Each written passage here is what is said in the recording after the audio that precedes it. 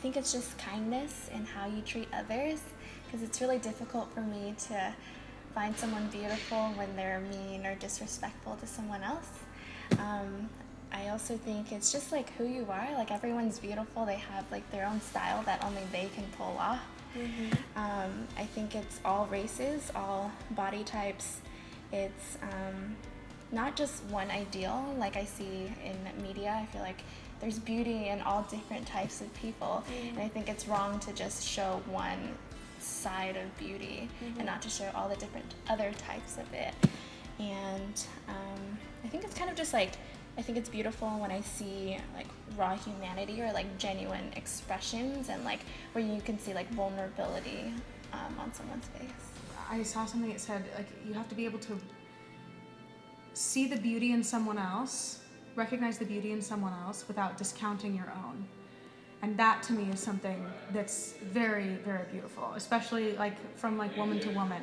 Just to be able to say she is beautiful in her own way, but that doesn't mean that I'm not. Like, being a plus size woman, it's always hard because you get told like, you're pretty for a big girl.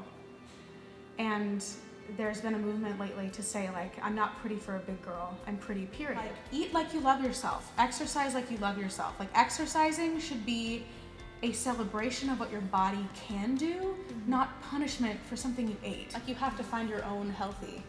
So I think like, and I know for me, having gone, I went through a process, I juiced for 60 days. I drank nothing but juice. I lost like 30 pounds, but like, like what are you sacrificing? Like, if you're sacrificing energy, if you're sacrificing, you know, I think it's just finding healthy. It's just impossible and unrealistic to look like what we grow up thinking we're supposed to look like. And it's hard not to think that when everything that you consume media-wise is telling you, unless you look a certain way, you're not pretty. And it really doesn't matter to a certain extent how much people tell you otherwise, because when you look in the mirror, you're like, oh, I don't look like that.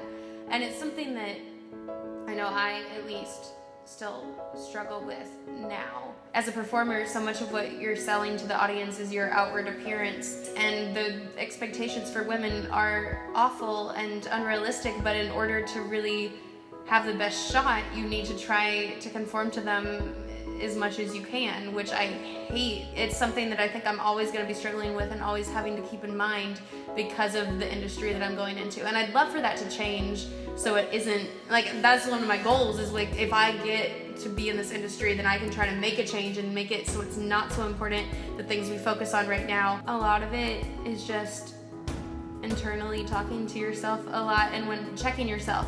Like, whenever you start to think something that is negative and critical of yourself, take a moment, think, why are you really thinking that, and try to change it that way. And I guess it's going to be slow progress, you know. You can't, it's, I think, probably a lifelong process, because right now I try to be like, no, Tara, don't be critical, but it happens. You just have to, I think, be cognizant of it and try to change it. The only way that society is going to change is if the media that we consume changes, and that means in every aspect, from like what we see on magazines to what we see on TV or film. Everything, I think it needs to encompass all of what is okay for a woman to be, not just these tiny, like, stick-thin, unhealthy people. And like, seeing other people accept everyone and say everyone is beautiful is, I think, what needs to happen. So it's slow change, because we need to have people in positions where they can show that to the world, and the people in power right now, for the most part, I feel like are not willing to do that. So it's all about having enough people that care enough to try to make a change, and it's going to be really slow, which I hate saying that as an answer, because I wish there was like a quick fix. But all I know is, like, me personally, all I can do is try to create projects that highlight what I see, not just this one stereotype of what we're supposed to be. We see in magazines, like, kind of the same type of girl or boy or style, and then we're told that that's beautiful. But I think when you're actually in the presence of someone, or like with regard to social media, if someone posts a photo of themselves, and they don't necessarily adhere to that like standard that we've been told, oh, that's beautiful, but they themselves feel beautiful and exude that confidence, like, hey, this is me at this moment, then that's where you can kind of pick up the sense of like, wow, that is something that's really beautiful. I grew up not meeting that standard of beauty. I've always just been kind of a free thinker and individual, and it's not easy to appreciate by most people, which is fine. I don't care. It's just one of those things that, as growing up, no matter what, like how I dressed, how I acted, people could disapprove, but as long as I felt like okay with myself, which kind of had to be learned, you know, I had to learn that, hey, it is okay that I'm different, or that I find this to be beautiful to me, or that to be beautiful to me. Just growing up and like being able to reassure myself that, and then like building that confidence, and then also having like, I've found in college, other people pick up like, oh hey, like that's cool on you, or like maybe that's not for me, but like I like that on you. Just having kind of that, having affirmation helps. With like, I guess me creating my own definition of what beauty is. I guess I'm kind of partial to different ethnicities. It's being mixed myself has helped me to realize the beauty in different cultures and different looks and different styles. When I go to Puerto Rico, it's so different than when I'm at home in Tennessee or when I'm here in California. You see so many different things, but this whole conglomerate of all of my experiences has created like what I think is beautiful. I think that I am able to see the world with a wider perspective, as opposed to someone who has parents who are more or less kind of the same or have had the same background.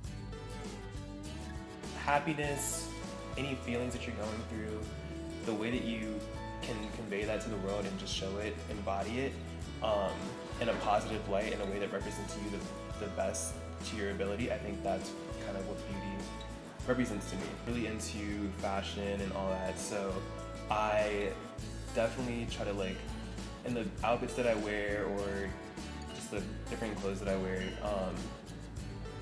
just try to find things that are just true to who I am as a person, and I guess not really try to be anyone else, because beauty, it's a very individualistic kind of thing, because I feel like we all have our own definitions of beauty, and especially like it's something that you can see throughout different parts of the world, because beauty standards in one country may be completely different from the beauty standards that we have here.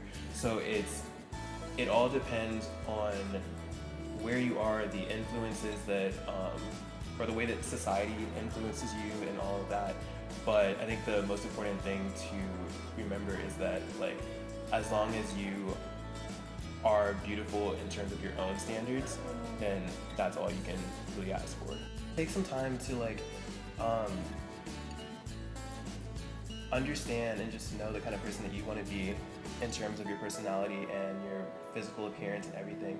And no matter what, I guess, other people say you should be like or you shouldn't be like, once you are set with yourself and you're happy with yourself, all of that kind of just becomes irrelevant, and you don't really pay attention to it that much, because then you know that you're not really doing anything for anyone else, rather you're doing it for yourself.